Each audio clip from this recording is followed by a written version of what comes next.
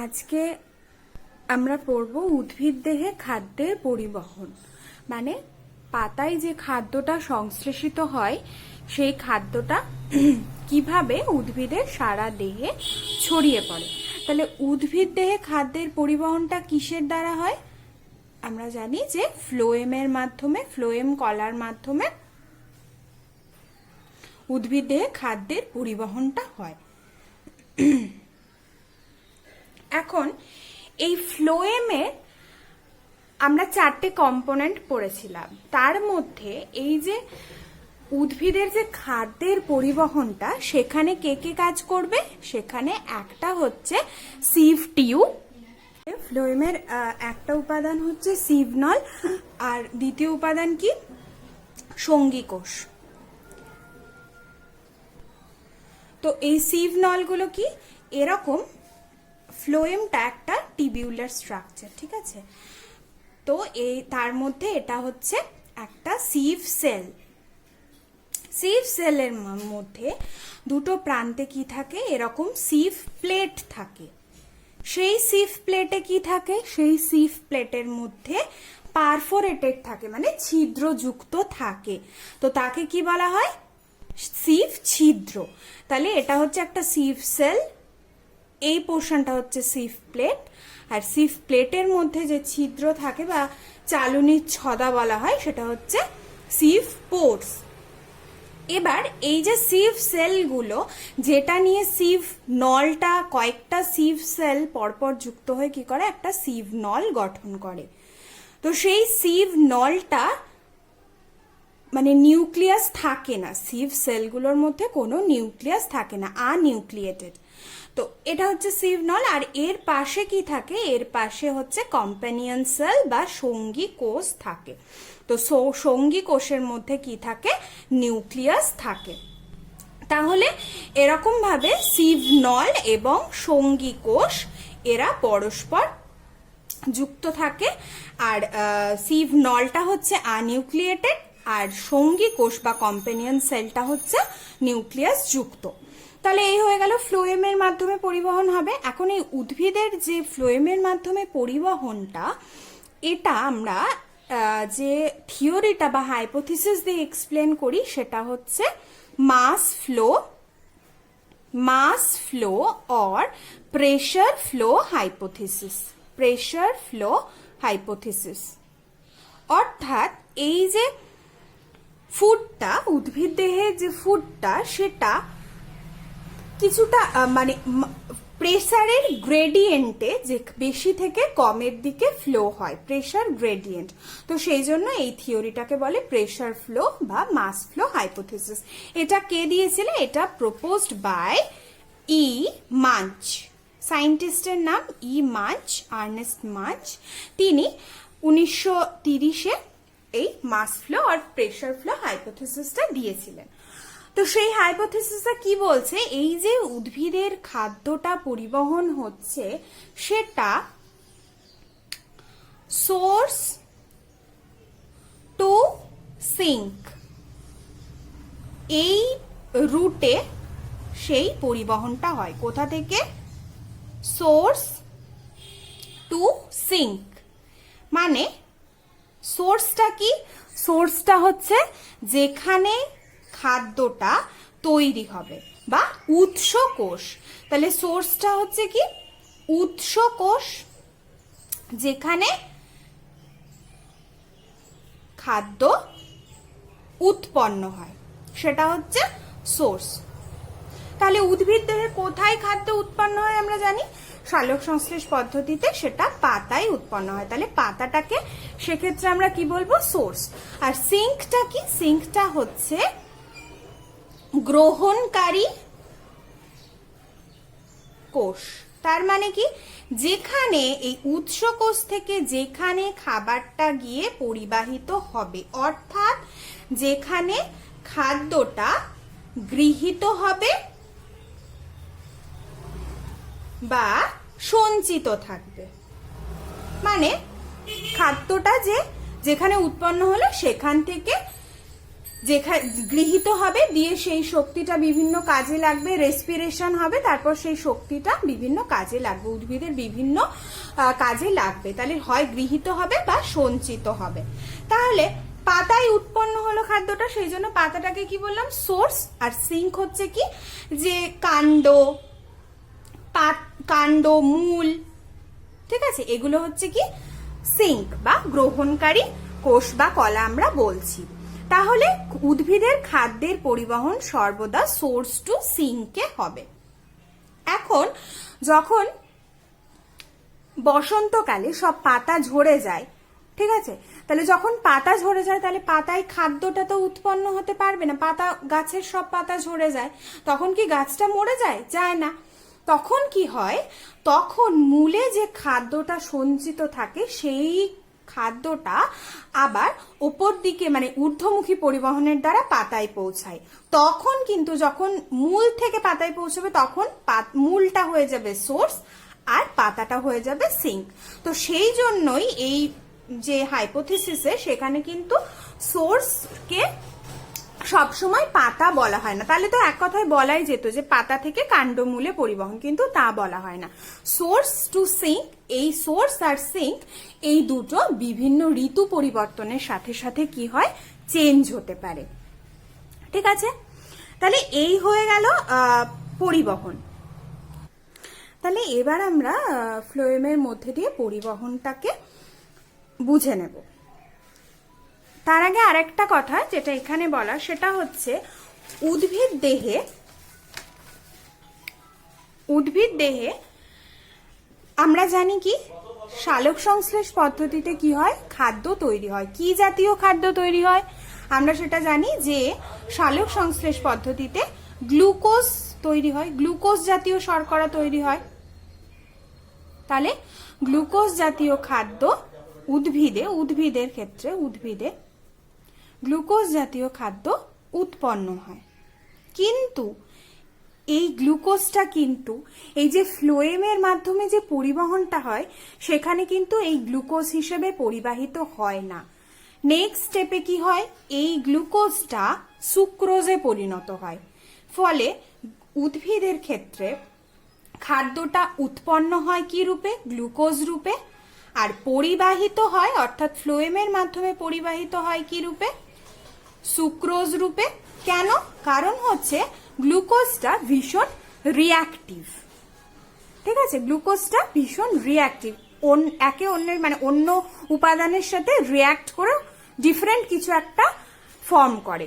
তো সেই জন্য গ্লুকোজটা সুক্রোজে পরিণত হয়, তাহলে পরিবাহিত হয় সুক্রোজ রূপে। আর যখন সেটা এই সিঙ্কে বা গ্রহণকারী কোষে পৌঁছয় তখন সেটা সঞ্চিত হয় কি রূপে, সঞ্চিত হয় স্টার্চ রূপে।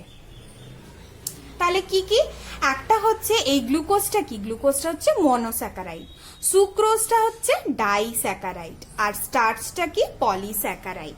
তার মানে উদ্ভিদের ক্ষেত্রে খাদ্যটা উৎপন্ন হয় গ্লুকোজ রূপে, পরিবাহিত হয় সুক্রোজ রূপে, আর সঞ্চিত হয় হচ্ছে স্টার্চ রূপে। তাহলে মনোস্যাকারাইডটা হয়ে যায় ডাইস্যাকারাইড আর সঞ্চিত হয় হচ্ছে পলিস্যাকারাইড রূপে। এবার আমরা এই স্ট্রাকচারে দেখে নেব যে কিভাবে পরিবহনটা হচ্ছে। তাহলে এটা আমরা ধরে নিলাম, এটা আমরা কি জাইলেম, আর এটা হচ্ছে ফ্লোয়েম। ফ্লোয়েমে সেই পোর্শনগুলো, এখানে ফ্লোয়েম তন্তু বা ফ্লোয়েম প্যারেনকাইমাগুলো দেখানো হয়নি, এখানে যেটা হচ্ছে সেটা হচ্ছে এটা হচ্ছে সিভ নল, তার মধ্যে এগুলো হচ্ছে সিভ প্লেট, তার মধ্যে এগুলো হচ্ছে সিভ পোর মানে সিভ ছিদ্র। আর এগুলো কি, এটা আগেই বলেছি যে এগুলো হচ্ছে আনিউক্লিয়েটেড, নিউক্লিয়াস বিহীন, আর এগুলো হচ্ছে কি সঙ্গী কোষ, সেই সঙ্গী কোষগুলো কি নিউক্লিয়াস যুক্ত, এগুলো হচ্ছে নিউক্লিয়াস। আর এটা কি, এটা হচ্ছে জাইলেম বাহিকা। জাইলেম বাহিকা আমরা পড়েছি যেটার মাধ্যমে মূল থেকে জল এবং জলের দ্রবীভূত, মেনলি জল এবং জলের সাথে কিছু খনিজ লবণ, তারা মূল থেকে ওপরের দিকে উঠবে। তাহলে জাইলেমের মাধ্যমে ঊর্ধ্বমুখী পরিবহন হবে আর ফ্লোয়েমের মাধ্যমে ওপর থেকে নিচের দিকে নিম্নমুখী, মেনলি নিম্নমুখী বা পার্শ্বমুখী পরিবহন হয়। এখন তাহলে প্রথমে পাতা থেকে কি আসবে, উৎপন্ন যে খাদ্যটা তৈরি হবে সেটা কোথায় তৈরি হবে, পাতায় তৈরি হবে। তাহলে পাতা থেকে খাদ্যটা কোথায় আসবে? এই ফ্লোয়েমের মধ্যে আসবে। তাহলে যদি আমরা একটা পাতা ধরে নিই, তাহলে পাতার মেসোফিল কলা আছে। পাতার মেসোফিল কলা থেকে যে ফ্লোয়েমে আসার জন্য ভাস্কুলার বান্ডিল পেরিয়ে ফ্লোয়েম প্যারেনকাইমা পেরিয়ে কোথায় আসবে? প্রথমে আসবে হচ্ছে এই সঙ্গী কোষে। ঠিক আছে, তাহলে এটা একবার আচ্ছা, এটা হচ্ছে কি জাইলেম, এটা হচ্ছে ফ্লোয়েম। আর কি? এটা হচ্ছে সিভ, প্লেট, এগুলো হচ্ছে সিভ পোর। আচ্ছা, এই যে এই সেলটা কি? এটা হচ্ছে সিভ সেল। আর এটা কি? এটা হচ্ছে কম্প্যানিয়ন সেল বা সঙ্গী কোষ। তাহলে এখন পাতা থেকে সুক্রোজটা কি কি পাতার কোথায় সালোক সংশ্লেষ হয়ে তৈরি হলো? পাতার মেসোফিল কলার মধ্যে যে ক্লোরোপ্লাস্ট আছে তার মধ্যে খাদ্যটা তৈরি হলো।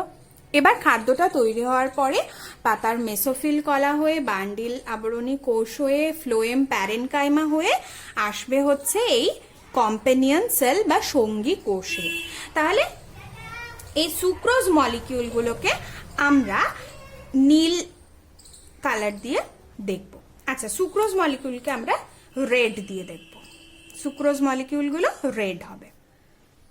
এখন এই যে সুক্রোজ মলিকিউলগুলো, এগুলো কম্প্যানিয়ন সেলে ঢুকলো, ফার্স্টে সঙ্গী কোষে আসবে।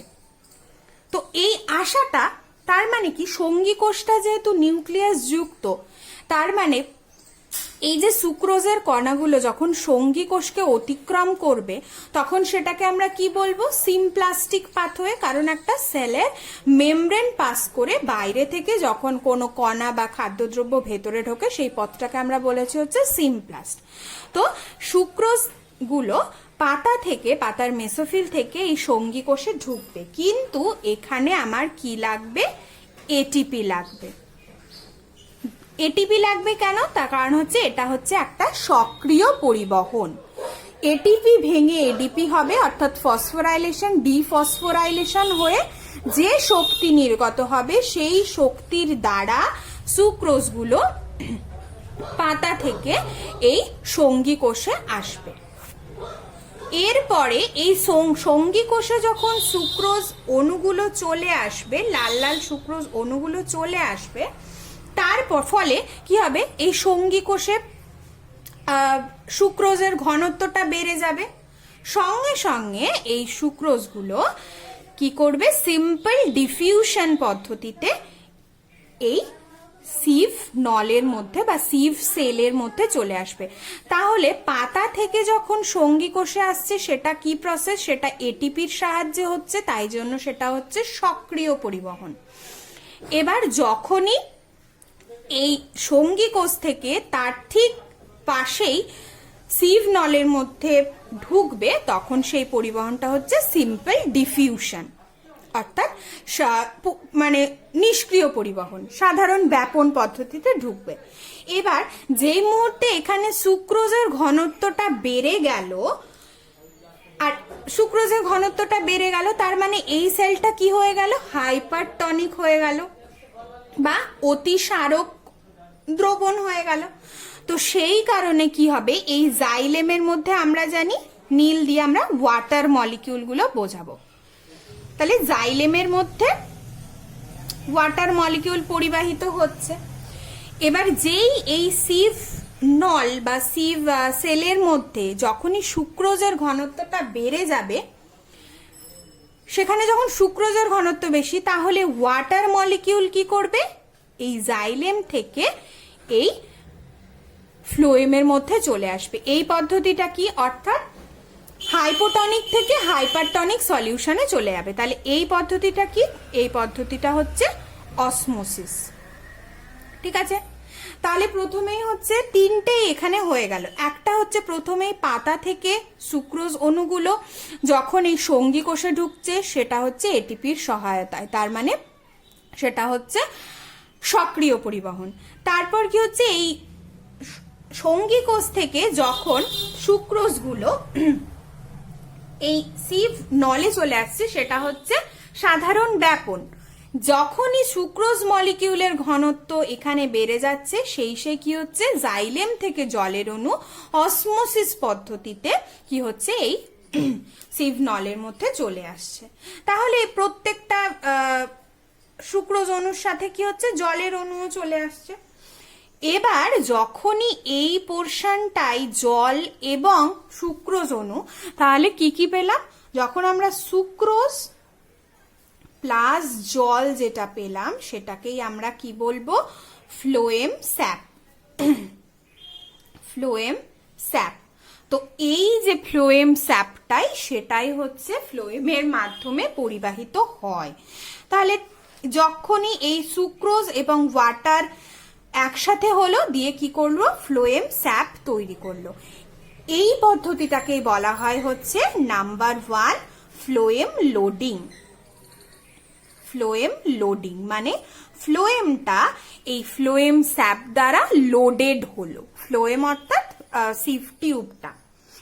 এবার যখনই এটার মধ্যে ফ্লোয়েম স্যাপটা তৈরি হয়ে গেল, তখন এই পোর্শন থেকে এই পোর্শনে একটা প্রেসার গ্রেডিয়েন্ট তৈরি হলো। মানে কি, এইখানটাই জল আছে, সুক্রোজ আছে, সবকিছু বেশি ঘনত্ব আছে, আর এখানটায় কিছুই নেই। তাহলে বেশি থেকে কমের দিকে কি হলো, একটা নতি তৈরি হলো। ফলে এই যে সিভ প্লেটের ছিদ্রর মাধ্যমে এই একটা করে সুক্রোজ আর জলের অণুগুলো একটা করে সুক্রোজ মলিকিউলকে ক্যারি করবে। ঠিক আছে, প্রত্যেকটা জলের অণুর সাথে একটা করে সুক্রোজ মলিকিউল এরকম ভাবে পরের সেলে চলে আসবে। তাহলে এরকম ভাবে হলো, দেখলাম যে প্রত্যেকটা সুক্রোজের সাথে একটা করে জলের অণু চলে এলো। তাহলে এদিক থেকে এইখান থেকে এটাতে চলে এলো। নেক্সট সেম ভাবে কি হবে, এই ছিদ্রের মাধ্যমে নেক্সট সেলে আসবে এরকম ওয়াটার মলিকিউল আর তার সাথে সুক্রোজ মলিকিউল। প্রত্যেকটা সুক্রোজের সাথে একটা করে ওয়াটার মলিকিউল থেকে যাবে। ঠিক আছে, এরকম ভাবে চলতে থাকবে। তাহলে এই যে পরিবহনটা হচ্ছে সেটা কিন্তু শুধু যে নিম্নমুখী হবে তা নয়, এই ওপর দিকে যদি আর একটা সিভ সেল থাকে তাহলে সেদিকেও সেই পরিবহনটা হবে। পাশে যদি একটা ফ্লোয়েম কলা থাকে তাহলে এই কোষটা থেকে সেদিকেও পরিবহন হতে পারে। অর্থাৎ এই যে ফ্লোয়েমের মধ্যে দিয়ে যে পরিবহনটা সেটা কিন্তু মাল্টি ডিরেকশনাল, মানে বিভিন্ন দিকেই হতে পারে, সব দিকেই হতে পারে। কিন্তু আমরা জানি যে জাইলেমের মধ্যে যে পরিবহনটা সেটা শুধুমাত্র আপওয়ার্ড ডিরেকশন, মানে শুধুমাত্র ঊর্ধ্বমুখী পরিবহন হয়। কিন্তু ফ্লোয়েমের মধ্যে দিয়ে পরিবহনটা বাই ডিরেকশনাল বলা হয় বা মাল্টি ডিরেকশনাল, মানে যে কোনো দিকেই হতে পারে। এবার তাহলে আমাদের কি হলো, নাম্বার 1 হচ্ছে ফ্লোয়েম লোডিং হয়ে গেল, আর সেকেন্ড স্টেপ হচ্ছে কি, এই সিভ নলের মাধ্যমে খাদ্যের পরিবহন হয়ে গেল। সিভ নলের মাধ্যমে খাদ্য বলতে কি, খাদ্য বলতে ফ্লোয়েম স্যাপ, আর ফ্লোয়েম স্যাপ মানে কি, সুক্রোজ প্লাস ওয়াটার। তাহলে 2 নম্বর হয়ে গেল যে সিভ নলের মাধ্যমে খাদ্যের পরিবহনটা হয়ে গেল। নেক্সট স্টেপে কি হবে, তাহলে এইটুকু যেটুকু আমরা পড়লাম, এইটুকু পোর্শন আমাদের ছিল হচ্ছে কাণ্ডের সিভ নল। এটা পাতা, এই পোর্শনটুকু হচ্ছে কাণ্ডের সিভ টিউব অফ স্টেম, মানে কাণ্ডের সিভ নল। এই করতে করতে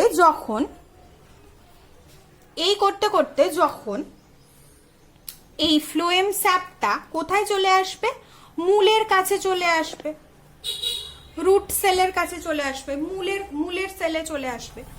তখন কি হবে, যখন সেম ভাবেই চলে আসবে, এরকম ভাবে নিম্নমুখী পরিবহন হতে হতে ধীরে ধীরে ফ্লোয়েম স্যাপটা কি হবে,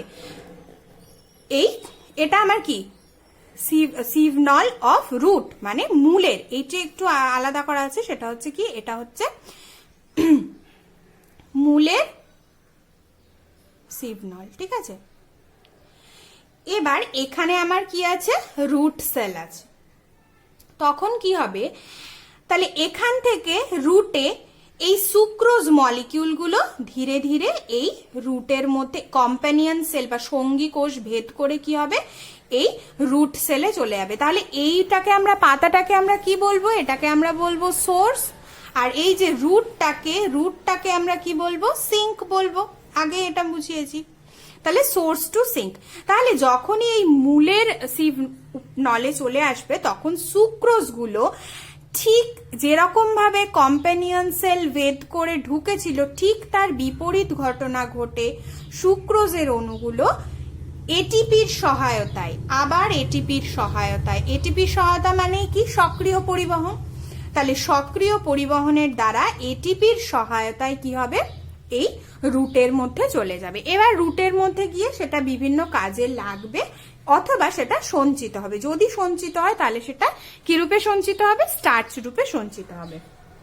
তাহলে সুক্রোজ মলিকিউলগুলো তখন কি হবে, এই রুট পোর্শনে বা সিঙ্কে এটিপির সহায়তায় সক্রিয় পরিবহন পদ্ধতিতে রুট সেলে চলে যাবে। সেইটাকে আমরা কি বলবো, ফ্লোয়েম আনলোডিং। Phloem unloading.